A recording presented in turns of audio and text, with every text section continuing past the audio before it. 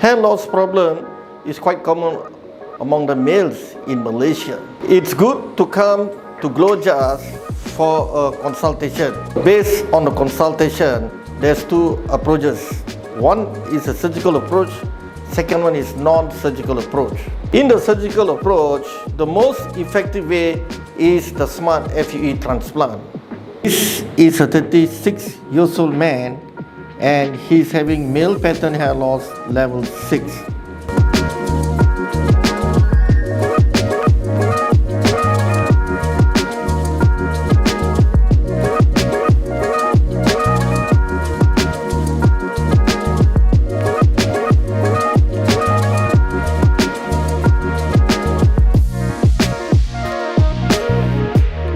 As you can see, 7 months later, there are a lot of improvement.